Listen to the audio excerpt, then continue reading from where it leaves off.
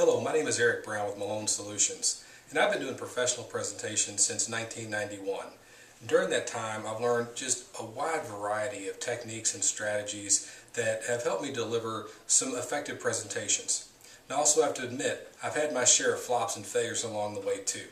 But I wanted to share 3 techniques or tools that can help you if you're new to speaking, or if you find yourself in a business role where maybe you have to participate in sales meetings, or you're presenting information about your company or your department or your division, and it's something that you're not very comfortable with. And I want to share some strategies that are simple, some tools that I think may be helpful for you.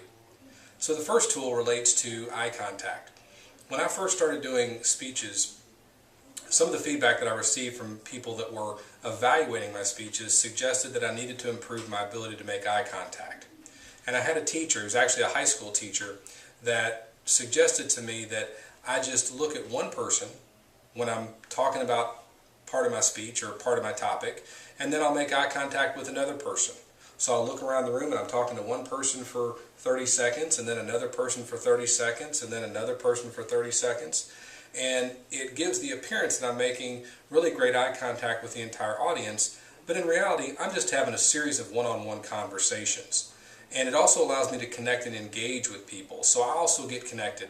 One of the, places that I draw my energy from when I'm doing speeches is from the people in the audience. This can be good or bad. It's good if there's high energy and people are nodding their head and they're seeming to connect with you. It can be a challenge if they're not giving you a lot of body language. And some audiences are just more cerebral in nature. And what I mean by that is they're not going to give you the overt, resounding body language that they're really into your topic. They just may be thinking about what you're talking about very intently. They might be really engaged, but it might be hard for you to tell. I've also recognized this with people who seem to scowl when I'm talking. Sometimes that's indicating that the person is really thinking really hard about what I'm talking about, and they might be the most engaged person. But when you're standing in front of the room, it can look like the person really doesn't like you, and that can be intimidating. So making that eye contact one-on-one can be a really nice technique to connecting with the audience and maybe making you feel more comfortable.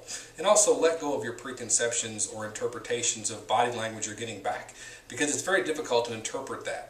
And just focus on you delivering the best message that you can. A second tool that I find extremely helpful, Doug Stevenson wrote a book called Never Be Boring Again.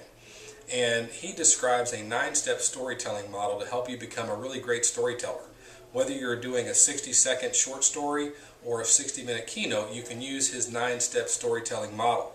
And for those of you that are very process-oriented, you'll love this framework, because you will look like an amazing storyteller by using the building blocks that he describes.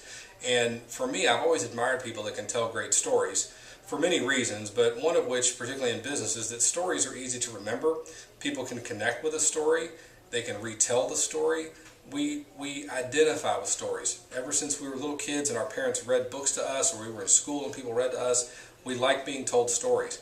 And that can be quite powerful, particularly if you're trying to convey information, statistics or numbers. Finding stories and analogies can make it much easier for the audience to connect with that. A great book that can help you with converting numbers and statistics into stories is called Made to Stick by Chip and Dan Heath. And they've got a series of really great books on other topics as well. But Made to Stick is really all about how to make your message memorable. And they give example after example after example, and you can use those to make adjustments to create compelling stories and analogies that accompany your bigger presentation. A third tool, this is more of a technique to help with practice and becoming really, developing a really concise message. I find, particularly with the advent of YouTube and other virtual technology where people are learning and getting information, that our attention spans are getting shorter and shorter and shorter. This video is only 3 or 4 minutes, and for some of you, you're already looking at your clock wondering how long is this video going to last, because our attention spans are just shrinking.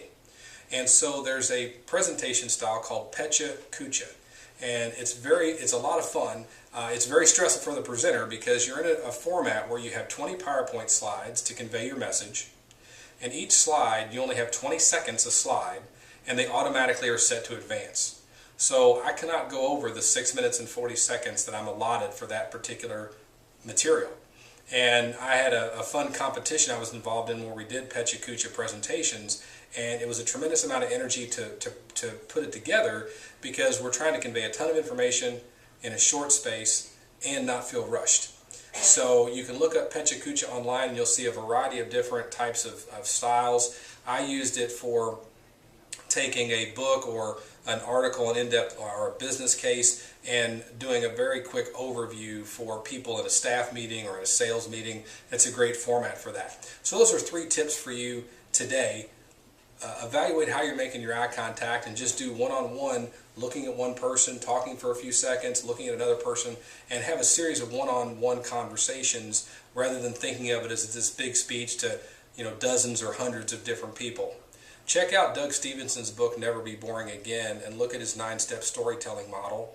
And third, create your own Pecha Kucha and do that with your team. Do that with some people that if you're in a company and you got several people that want to improve their presentation skills, put some together and evaluate each other and do that in front of each other, and that will help improve your confidence. So for more of details about these and other types of strategies, again, my name is Eric Brown, and you can contact me at the email and the telephone number that are included in this message. Thank you.